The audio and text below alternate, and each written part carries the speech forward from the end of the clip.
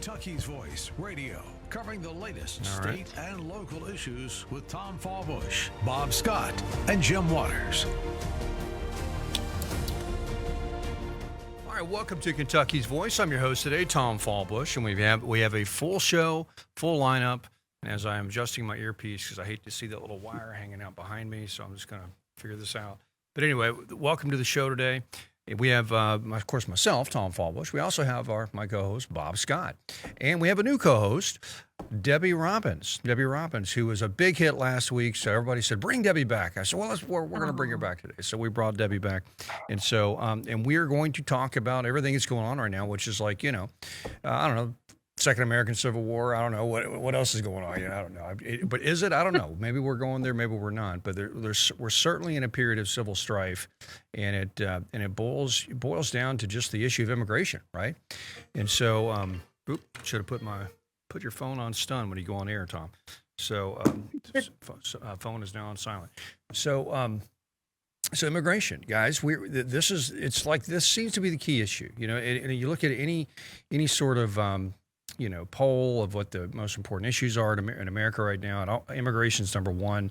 And if you look at from a conservative perspective, we understand that if we do not get this addressed, then the country is probably going to be changed permanently politically, because if the Democrats get their way and these 20 million people either are allowed to stay or even, God forbid, become citizens, it will tilt the political balance so dramatically to the left that Republicans will be out of power forever, right? And so, at least for generations. And so we know this is an existential moment. It's an existential issue.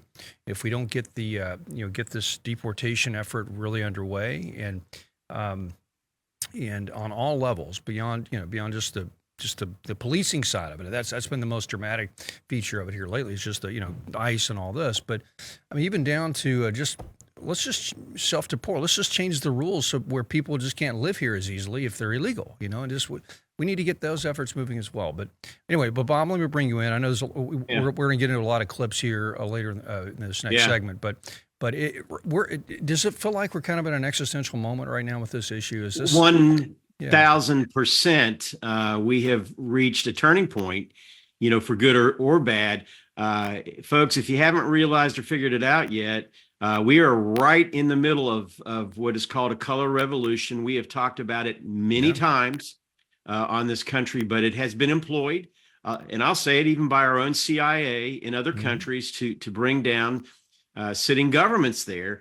And guess what? They're trying to do it to our government in this country simply because they don't like Donald Trump. But it's a lot deeper than that. It's been going on, and the movement in this direction has been going on even before Donald Trump got elected president. But they know, and they're shaking in their boots that he's about to bring this to an end by God's grace. That's exactly right. Yeah. And of course, the term color revolution, if you haven't heard of that, it basically is it's a technique that Bob alluded to that really we came up with. The U.S. government, the CIA came up with this concept of, hey, there's probably a better way to overthrow dictatorships or authoritarian regimes. Instead of using hard power, kinetic power, military power, we can probably get in there and use some techniques to get them out of power. And it's a whole series of events that you orchestrate in a country, and it's happened several times. One of the best examples is what happened in Ukraine in 2014, the Maidan Revolution, the Orange Revolution. Well, that was a U.S. orchestrated revolution that overthrew the elected president of Ukraine, which was at the time very pro-Russian. And of course, the West and the Obama administration, they wanted to install something more Western. And so we instituted this revolution. It started off with lots of riots and dramatic moments and protest and escalated, and basically what happens is it basically makes the country or the government illegitimate. They created a sense of illegitimacy for the ruling government, and then it falls. So it's like start with riots, start with protest, turns to illegitimacy, and then it falls. That's what they're trying to do to us in this country. We're going to talk more about that after this segment, and we'll bring in Debbie Robbins on this topic as well. So we're talking immigration today here on Kentucky's Voice, how it impacts our country, how it impacts Kentucky, and how it impacts you here on Kentucky's Voice. Now, back to Kentucky's Voice Radio, online at kyvoice.org. All right, welcome back to Kentucky's Voice, and we're talking immigration. We're talking the enforcement of immigration, the deportation effort. And, Bob, I'm going to bring in my guest, Bob. Before we do that, I want to remind you, we want to hear your thoughts on this. This is a community we're creating with this program. Kentucky's Voice is all about your voice as much as our voice. So we want to hear what you have to say. So text us at 502-571-0970, 502-571-0970. What do you think the Trump administration should be doing right now? Are they doing a good job? Did they falter? Did they kind of, back down a little bit in Minnesota? People are claiming that. And some people are saying he's playing 4D chess and he outmaneuvered the Waltz and all the others up there. Who knows? But love to hear your thoughts on that. So 571-0970. And so, Bob, we were, I wanted to get your thoughts on this in general. Yeah. Yeah. As he said in this press conference this morning, he's not backing down. And Trump's not backing down. I don't think any of us should be surprised by that. They're going to go after first and foremost the criminal. Well, first of all, let me back up myself, because I fall into this mistake as well. Exactly. It's an easy rhetorical mistake to make. The criminal aliens versus they're all illegal. They're all criminal aliens. That's right. That's right. Aliens that are in our country right now, and therefore breaking the federal law of our land. That's right.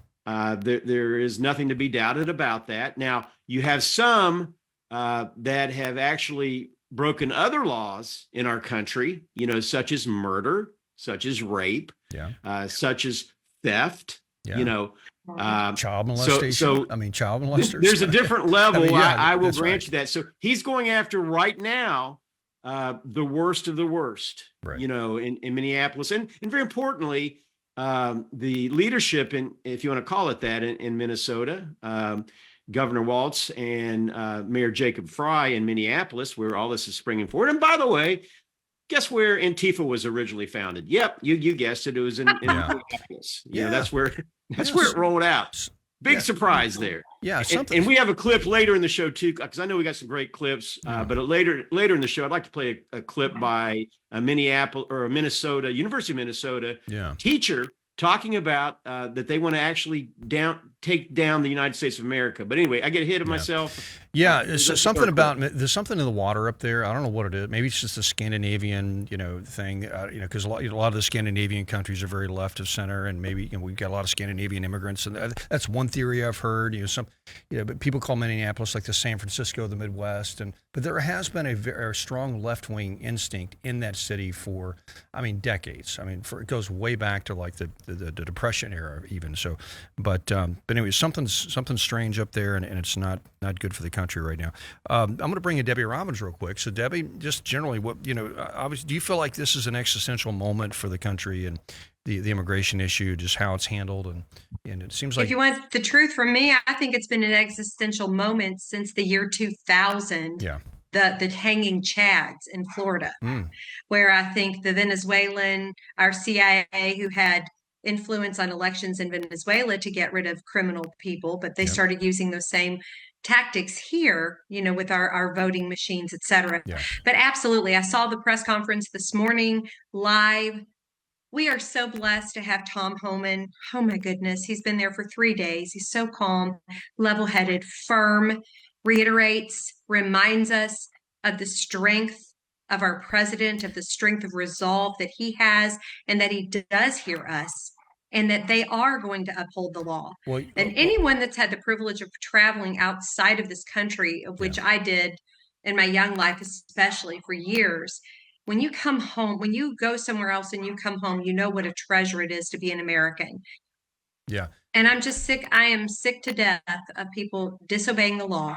Yeah, and it's time that we stand up. And I'm so thankful for him. And I'm excited that we have some clips of him today. Yeah, I was going to go, since you brought him up, I was going to play those now. I want to get your thoughts after this. So go, let's play. We got a clip from Tom Homan's press conference this morning on on all things Minneapolis. So let's go to the first clip. I also want to remember the politicians are continually attacking us Where were they the last 4 years when the number of women and children sex trafficking went all-time high? Where were they when 250,000 Americans died from fentanyl coming across the border? Where were they when women and children are dying making that journey? Where were they when over 4,000 families making that journey died? Historic record. Where were they? Not a word. Now we're just trying to respond to what happened the last 4 years and keeping this country safe. And we're arresting a lot of public safety threats, take them off the streets, which make this country safer. President Trump promised to make this country safe again, and that's what we're doing. I want to be clear. I don't read a lot of social media. I don't read a lot of media. I don't believe half what I see. We are not surrendering the president's mission on immigration enforcement. Let's make that clear. Prioritization of criminal aliens doesn't mean that we forget about everybody else. That's just simply ridiculous. But when you have a criminal standing here and a non-criminal standing there, that criminal always should be targeted first because he's a significant concern to the safety and security of the community. By and large, for decades, ICE and CBP have carried out their duties with integrity, professionalism, and compassion. That remains the expectation of President Trump, and I will hold our agents and officers to that standard. All right. Well, it doesn't look like he's backing down, Debbie. It looks like he's definitely committed, and the administration is committed to the mission of deportation and immigration enforcement. And Debbie, let me ask you this. A lot of people are upset about what happened with this shooting with that Preddy character, the fellow that, I don't know, I want to call him a terrorist or an insurgent or whatever. He was just somebody that was really unstable, unhinged, and we're going to play some video of some behavior that he had with the ICE officers a few days prior to the shooting, which really shows his mindset. He's actually attacking these guys, kicking their vehicles, spitting on them. This guy was really unhinged, and his family knew this, right? So, but let's play this game for a second. Even if the police were totally wrong, and this is just a bad shoot, and they just mishandled this, and what does that have to do with immigration enforcement? At the end of the day, immigration enforcement still needs to occur. The mission is still a righteous mission, needs to occur. Maybe there was I'm just for discussion. I'm maybe granting there might be an error, and we all agree it was a tragedy. There's probably some issues there, but regardless, I'm mystified that we live in a time where parents. It has to go back to parenting. It has to go back to families where you haven't taught your children to respect authority. Yeah. If you haven't taught them biblical principles, if this is a conservative Christian viewpoint show, I've been very disturbed over Christians who cannot see the forest for the trees. Yeah. While I am so sickened over this guy being killed, who in their right mind shows up to a, quote, peaceful protest with a loaded 9mm gun and extra ammunition if you don't have other things on your mind? You cannot disobey the law. And that was so great. Tom Holman this morning, if you haven't seen his, people that are listening, if you have not seen this press conference, it is one worthy of your time because he lays it out specifically. He reminds us that we are a nation of laws. We cannot make it if we're not a nation of laws. That's right. And I think about even Moses, holding the stick up, and Israelis dying, or not Israelis, but enemies dying, children, because he had raised the stick up. It's the same here. We have to follow the law. Yeah. And this young guy, and people rush to judgment. They don't wait for facts. And when the facts start coming out, and boy, they've been pouring out, like you said, finding even video. I saw a video this morning of him a week ago attacking a car, an ICE car. And that is against federal law also, even though he didn't physically touch them. But he had the loaded gun on him then. That's right. So he had already had run-ins with them. It's really sad, but we've got to go back to our biblical principle, our Christian principles, our common sense of knowing right from wrong. Who appears to be Alex Preddy. Oops, sorry, I just had to clip. Exactly. And anyway, I totally agree with you. And at the end of the day, I will say this. People do carry firearms every day. And that's fine. And so I don't want to fault the person for carrying a firearm, because I'm very pro Second Amendment, and honestly, if I'm going to a protest where there might be a lot of crazy leftists, I might have a firearm with me, because they're just that crazy. And so that, to me, that isn't the issue. But when you start resisting arrest, like you said, when you start violating the law by impeding law enforcement and resisting arrest, and you have a firearm on you are just creating this very high risk situation where bad things can happen. And so now, we all agree it's a tragedy. The guy shouldn't have died. When you look at the grand scheme of things, it would have been great if he was just arrested and dealt with. But when a firearm's introduced, it escalates the tension and the urgency of the issue. And actually, the police, if they hear that there's a firearm involved, and somebody yells gun, they hear a shot, the police they have a duty to defend themselves and others around them, and so they're going to be that much quicker to shoot, and so you can have a bad shoot and not be prosecuted as a police officer, because you might have circumstances where it was reasonable to do so. So I think that's what we're going to find. This is going to be a reasonable shooting, even though it was tragic that the guy was shot. So anyway, I want to mention more on the law here in a minute. We'll be right back. Thanks. Are you ready to stand for truth? Kentucky is at a crossroads, and we need voices that won't back down. This is your moment to rise, speak up, and be part of a movement that's changing the narrative in the Commonwealth. Kentucky's Voice is calling on bold citizen journalists, fearless editors, and those unafraid to speak truth in the public square. Volunteer, intern, contribute. Scan the QR code or visit kyvoice.org to join the fight. This is more than media. This is your moment. You are Kentucky's voice.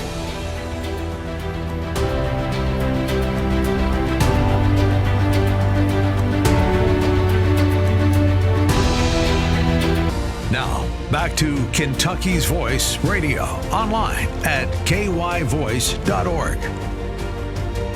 All right, welcome back to Kentucky's Voice. I'm your host today, Tom Fallbush, with my co-host, Bob Scott, and my new co-host, Debbie Robbins. And we're talking about all things immigration, Minnesota, the tragic shooting of Freddie and the other lady, and all this. And we were just talking about in the last segment about, just was this the right action with the police officers, and should have shot this fella. That's been talked about a lot. But what's new is this new footage that's come out yesterday that's added context to Freddie's mindset of how he was approaching his protest efforts, right? And it looks like he was a little bit more than just a protester. I think he was part of this insurgency that was developing within Minnesota to interfere with ICE operations, and it was very clear he was part of this. And so I'm going to play this video real quick. I had to drop the audio because there's a lot of cussing in it, but I'm going to play this real quick, and we'll describe it as for people on the radio. So there is Freddie. This is 11 days before he was shot. And so he was actually out on the street at another protest. There we go. You can see him now. He's kicking an ICE vehicle, kicks the taillight out of the vehicle. And as the vehicle was driving away, the ICE officers come out and they accost him. They try to arrest him. They get him on the ground. And as they're doing that, you can see a firearm, the same gun, is in his back waistband. And so we'll go back to this shot in a second. But so he was carrying the gun then. He was yelling, cussing, spitting. He just spit on an ICE officer. And there you go. He kicks the taillight out. There we go. It's just a repeat of that same video. And then, of course, they come out and they accost him. So this is the same guy. This shows his mindset. He was not just a bystander, protester, legal anything advisor. But innocent. He was a militant. Yep. He was a militant, and his family even was concerned about it. He quit his job apparently right before this to go be a professional full-time militant and live his little superhero fantasy and go, try to save rapists and child molesters from getting arrested. Isn't that a noble cause? Isn't it a noble cause? But anyway, we'll go back to Bob real quick. Bob, quick thoughts on that. What are your? Yeah, my thoughts are, and there's a reason we couldn't play the audio in that is every other word was a swear word. He's cussing his head off with these. One of the folks, things I have noticed about far left wackos is that they love to drop F-bombs in particular. I think that's their word of choice, you know. And I mentioned earlier that we'll play later in the show. Hopefully we can get to it, but it's a radical far left professor at the University of Minnesota. That in her video, she's doing an open presentation to a group of people. And she starts dropping, didn't start out that way, but she starts dropping F-bombs too, you know. Yeah. So it is something. And here's the deal, Tom and Debbie, and for those of you who are listening or watching on TV, we right now are in the midst of a coordinated, planned effort, and something that Tom Homan, he was questioned. One of the first questions that came to him, he was asked, is anything going to be done or anything more with regard to the stuff, the conversations, the organizational Signal chats that was happening on Signal. That's right. Mm-hmm. You know, and he was asked that question. He said he doesn't want to spill the beans too early. Essentially, you know, that and that was music to my ears, because it is long overdue. Yeah. He said justice is coming, Bob. Yes, and justice is coming, and praise God for that, because we're in the midst of a color revolution. There is an intent. Listen very carefully, for those of you that are listening, of an attempt to bring down our constitutional republic, and this is serious. And we need to be aware of it. And in fact, if you have a comment, we definitely would like to hear from you. Our phone number is 502-571-0970, 502-571-0970. You can text us your thoughts, and we'll share them on the air.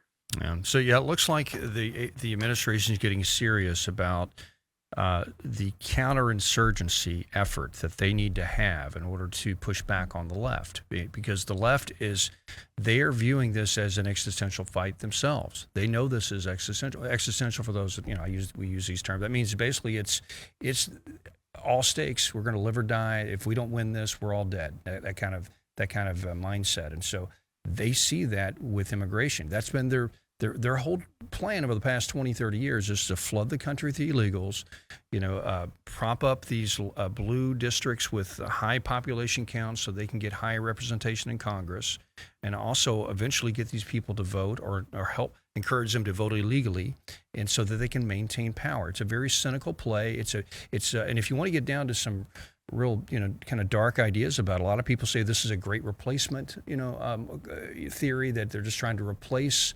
historic Americans with new voters, because, you know, and there's even a clip that came out the other day that there's some undercover reporting of this James O'Keefe. He was interviewing somebody, and I think that one of these government agencies, and the person just said that. He goes, everybody knows the Democrats are just trying to replace American voters. He said traditional American voters are not left-wing.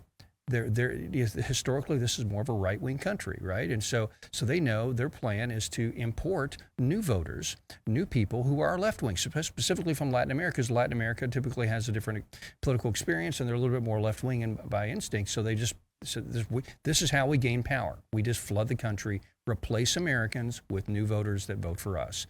Or we cheat, and Debbie had talked about a little bit earlier, we cheat at the polls. And cheat at the polls as well. Exactly right. And that's exactly what happened in 2020. We know it. The good news is that's kind of flying a little bit under the radar screen right now is they are and just launched an investigation, a deeper investigation into what happened down in Georgia. They basically went and seized records from, guess where? Fulton County, where the heart of right. And this is very critical. They are alleging, when I say they, I'm talking about a lot in the administration, and Tommy Tuberville, a United States Senator from Alabama, he's alleging, this is huge news, that there could be up to 12, if not more, currently sitting United States representatives or Senate members that were there illegally, that they should because not of voting irregularities. Because of the voting irregularities. Wow. That's correct. Absolutely. That is so unbelievably obvious. I've been an election officer for nearly 25 years. there are just so many thoughts going through my head as you're both speaking. It's just unbelievable to me. But also getting back to the illegals and the Democrats wanting to keep it in, whoever all of these NGOs are, they've done a really good job of brainwashing and appealing to the emotions of Democrat leadership and bribery, giving them kickbacks. That's right. These people are getting our taxpayer dollars. It's also, I can't prove it yet. I don't know, but that's what we're doing investigations on, to see who's been getting It's coming. kickbacks. It's coming. Yeah, I can't wait.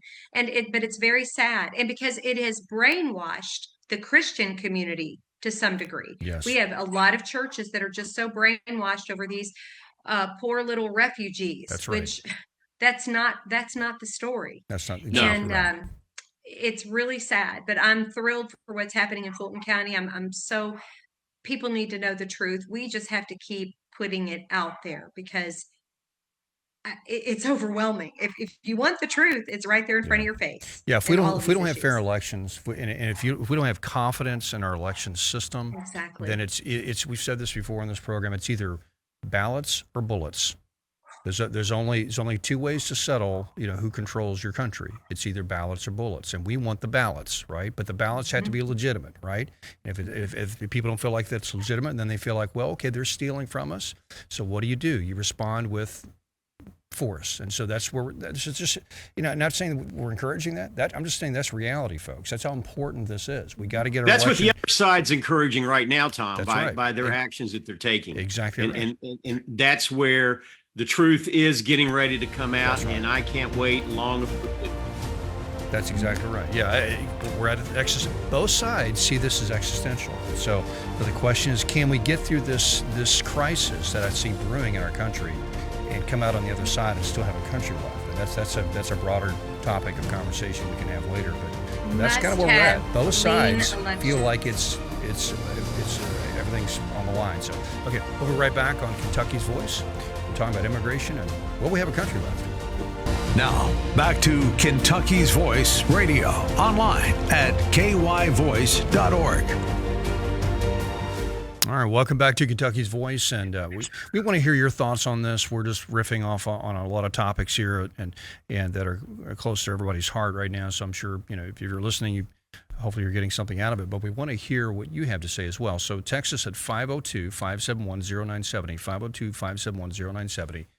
We have some texts that have come in. Bob, if you want to read one. Yeah, good ones. In fact, usually most of the time we get the texts we get in are very good from our very educated listeners, and we thank God for them. And the first one is, do you think an on-site, this little tongue-in-cheek, an on-site social worker would have changed the outcome of the shooting? That's okay, right, exactly right. We don't need police. Little We need humor social there. That's workers. good. That's good.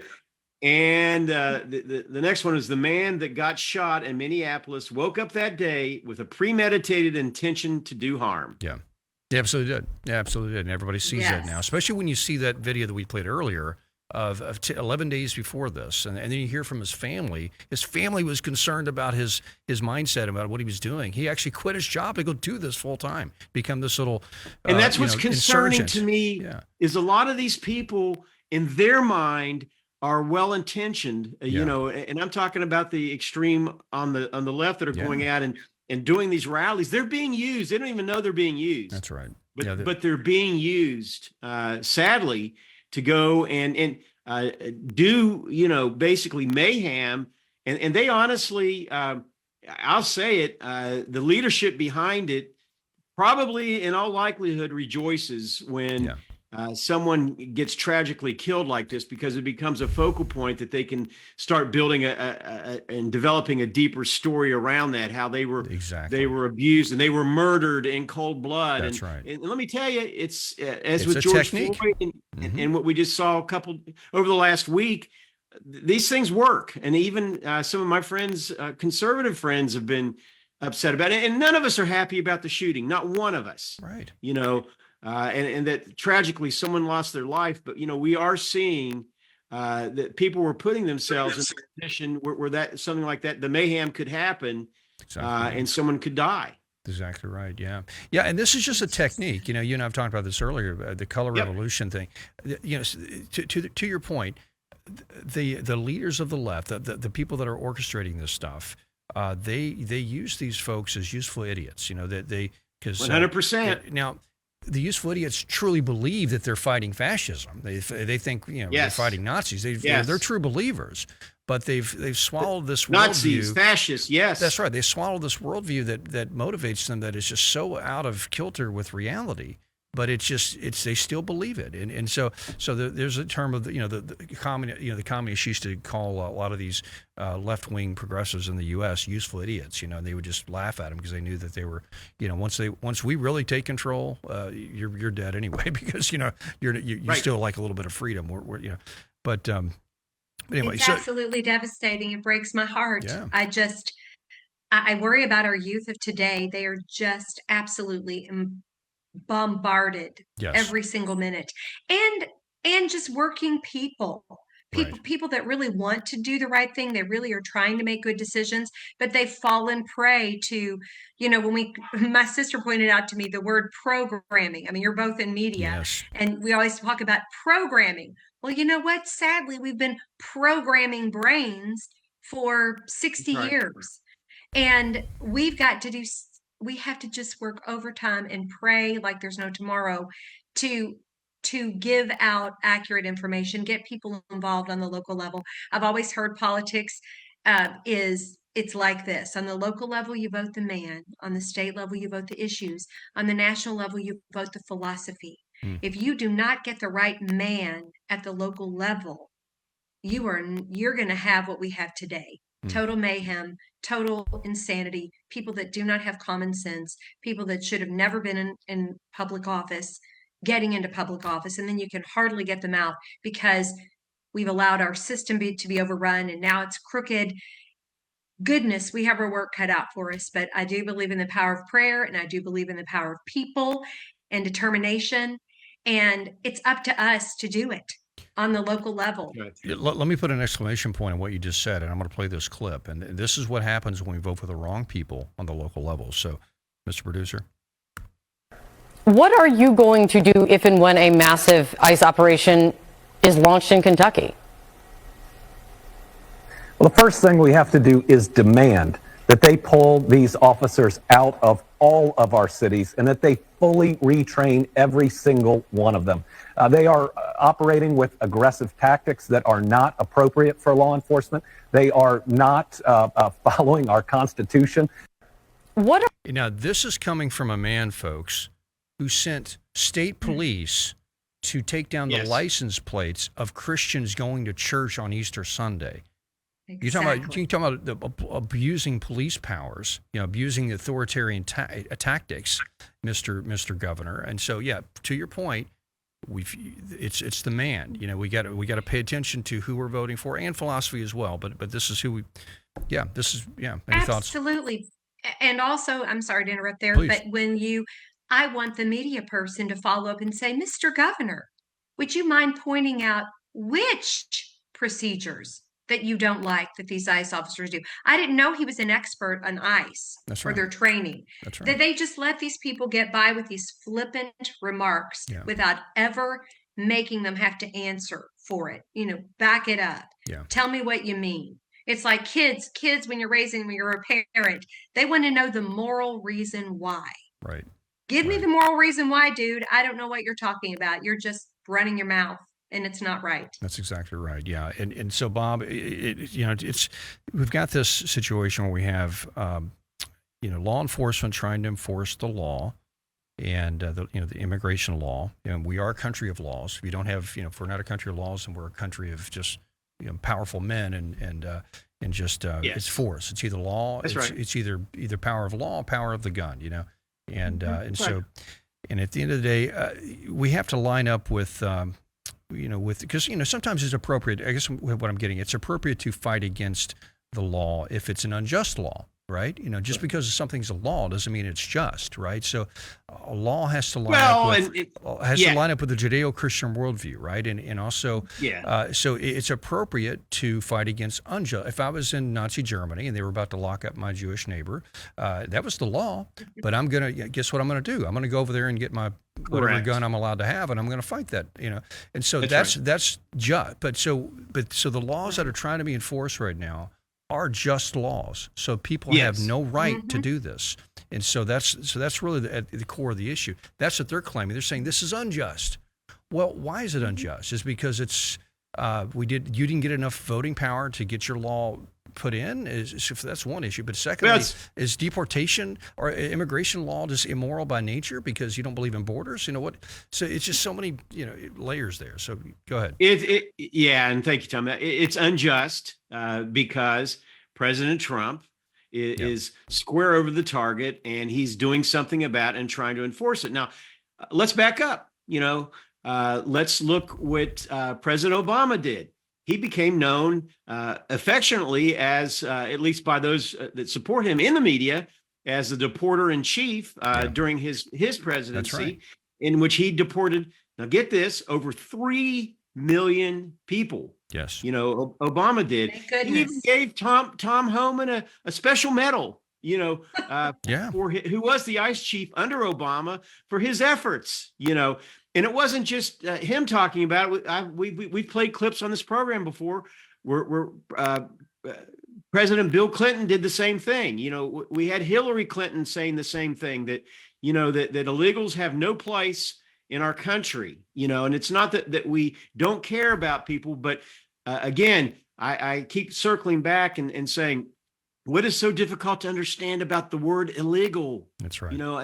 That's my question. That's right. If you're illegal, you're illegal, and you need to come in here. And by the way, I have several friends, including my son's basically friend that is in the process, and they came from Cuba. They also from other parts of South America. Her family did, and they are in the process of and not just them, but family members went through the process, Right. Exactly. to become legal, Yeah. and they're very much against illegal immigration. Right. Mm-hmm. Yeah, that's right. So some of the most vociferous opponents of illegal immigration are recent immigrants. And so, and I'll say this, Debbie, there is a time and a place for immigration in this country, but America doesn't necessarily have a duty to allow people to immigrate, right? Its first duty is to its citizens, right? And so Right. what are your thoughts on that? Yeah. Well, I think I forget the president which one was it? Eisenhower or Truman that stopped immigration Yeah. so that the people that came in could assimilate. Right. Because regardless, I don't care that we're called a melting pot. Mhm. We've developed over 250 years a culture. Yeah. We have a culture that we all adore. I love, I love St. Patrick's Day. I love, different things right. that bring up different cultures.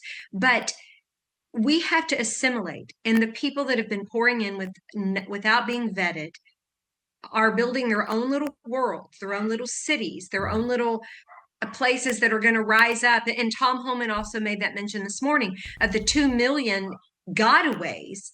Yeah. He said we should all be shaking in our boots over the 2 million gotaways doing God knows what, Right. and when they're going to suddenly pop out and harm us. That's exactly right. I mean, I gave an example to you, I think, once we were talking. I was in Colombia, South America, went for the summer with the family. I landed there and met with an AK-47 in our faces because it was election day. They do shoot and kill over it. And then the day before I left, the driver of our car of a very wealthy family was arrested. The whole story in itself is terrorizing. So when I got back to Miami, I literally kissed the ground. Yeah. This America is amazing, and we must preserve it. That's the bottom line. And so many people on the left, we only have 30 seconds left. So many people on the left have this idea that we have like magic soil. So as soon as you just put your feet in this across the border, then suddenly you become an American. You behave like an American. No, if you transplant the people from that city in Colombia to America, they're still going to hold elections that way with an AK-47 because that's their mindset. So it takes a while for people to adapt and assimilate into our way of life. And so that's why assimilation is so important in this. We have too much immigration and they can't assimilate right now. So we'll be right back. One more segment on Kentucky's Voice. Kentucky's Voice is your home for real news, real people, and real answers. but we can't do it without you. Your financial support helps us bring truth to the forefront, hold leaders accountable, and give a voice to the people of the Commonwealth. Join the fight today. Give online at kyvoice.org or text KYVoice to 53555. Every gift makes a difference. Stand with us. Speak up. Stay strong. You are Kentucky's voice.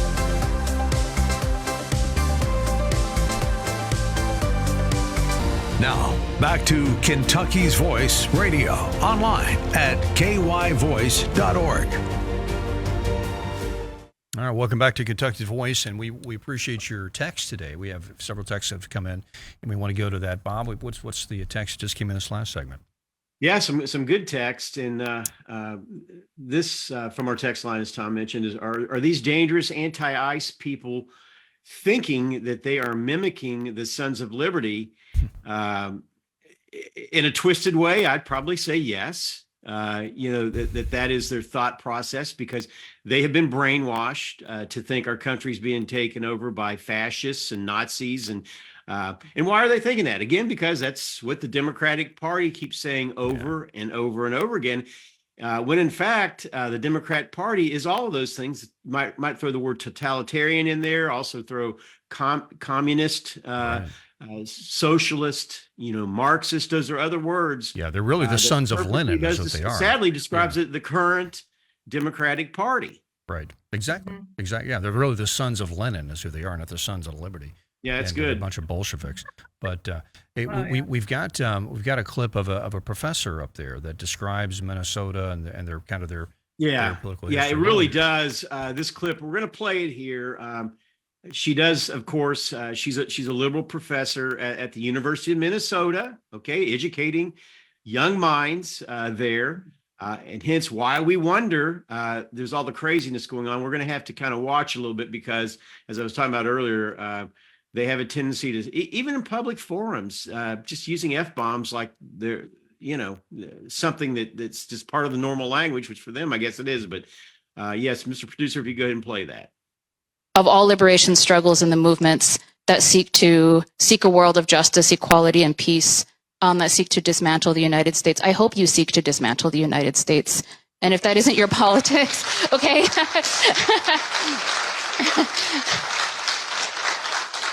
I speak as if everybody has this commitment. And the thing is that you should listen to Indigenous people when they're telling you that this is the goal. And that not only is this the goal, but this is the starting point. Because I think Nick articulated this very clearly. Decolonization is the only thing that is going to save us as a species, is the only thing that's going to save us as a planet. And everyone should just be on board with it, no questions asked. And I say this sometimes on the podcast, our Red Nation podcast, and the co-host of Red Power Hour,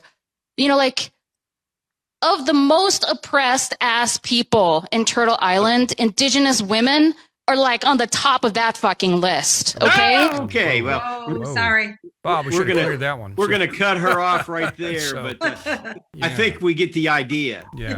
That she is obviously. And did you listen very carefully? She talks about later on.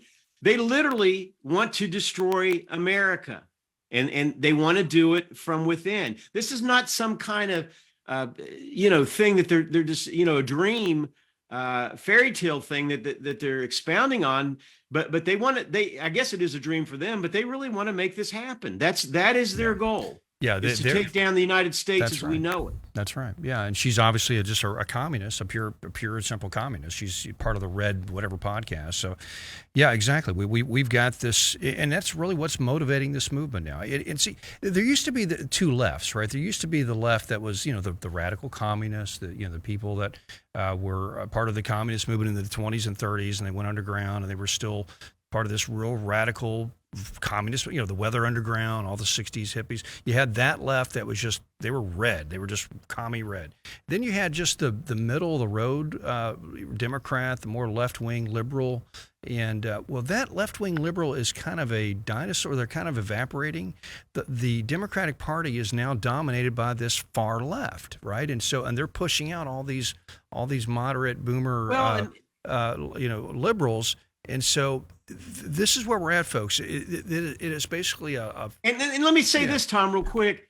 to your point, they recently murdered a Democrat that had the audacity to go against the party up in Minnesota, a female, I believe she was a state senator, because she didn't vote the way that they liked it. And she and her husband, some nut job leftist, came to their house and murdered them both in cold blood. Yeah. And this was a Democrat, Exactly that happened. right. So you have to, in Minnesota anyway, you have to toe the party line or you're out of there. That's exactly right. So, Debbie, any thoughts? I'm going to play this clip from Rand Paul here about the immigration issue as well. But any thoughts on that clip? Just that these type of professors have no business being in front of a classroom, period. Yeah, that's right. And these are the people you put your kids in front of when you send them to traditional, schools, state schools. They're all these universities are run by these communists.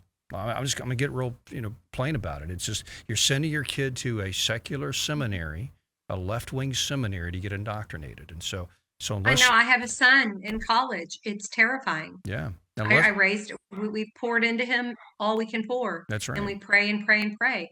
But it's a constant dialogue with him to make sure anything that gets thrown his way, that we can debunk it. Exactly right. It's if you have a child that's even not very strong in their beliefs, and maybe just on the fence about things, definitely don't send them away to college in that sense, because they'll come back hating you at the end of the day. I've seen this happen in my own family. You send your young daughter off to school, and they come back and, Dad, you're an oppressor. I hate you. I'm a feminist. I've got blue hair now, and I like girls.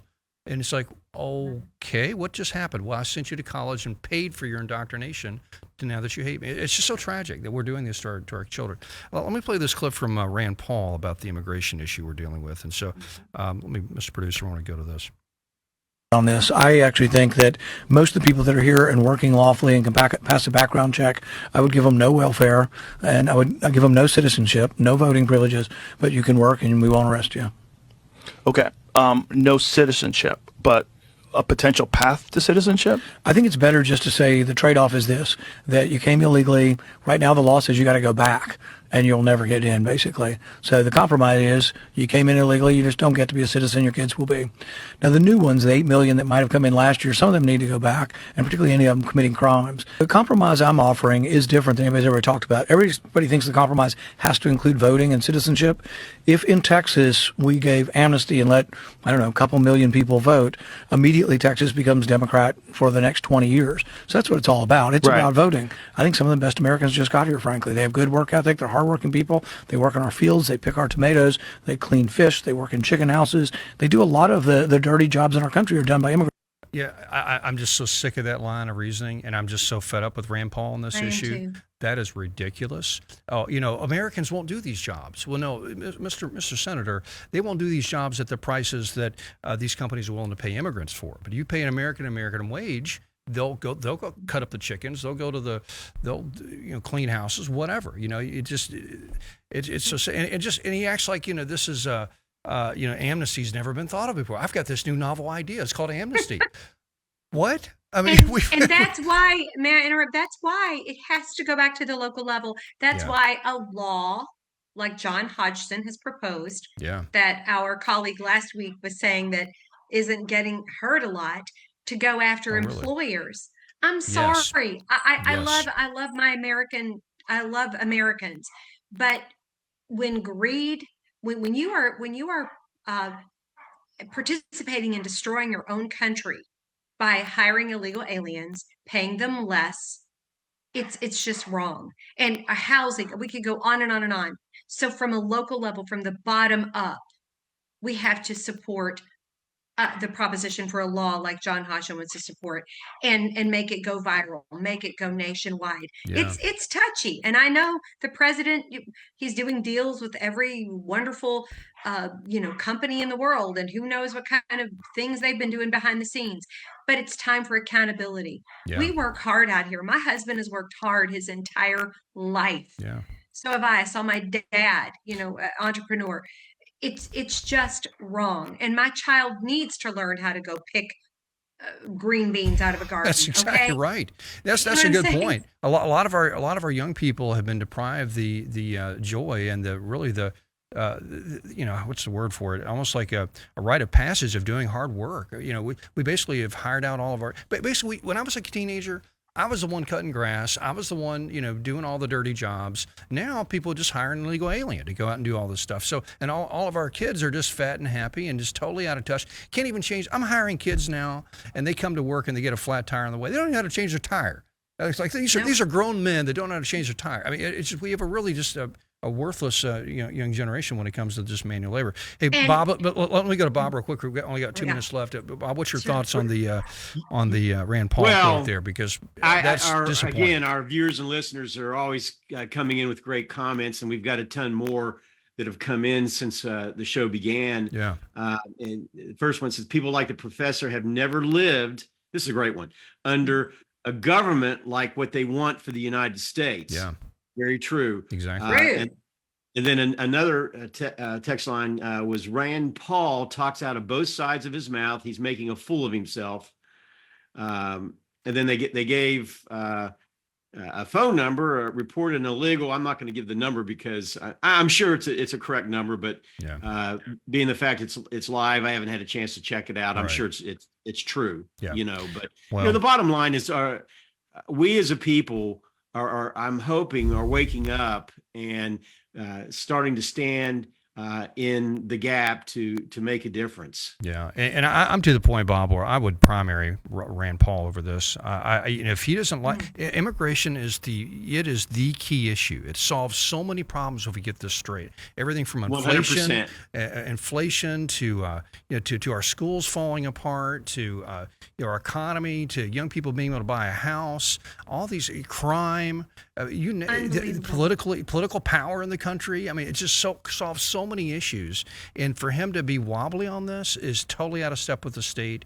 And so I really, if he doesn't really start strengthening on immigration, I'm going to support an opponent. I don't care how creative he is on his libertarian ideas, and I'm glad he went after Fauci and all that. I celebrate that.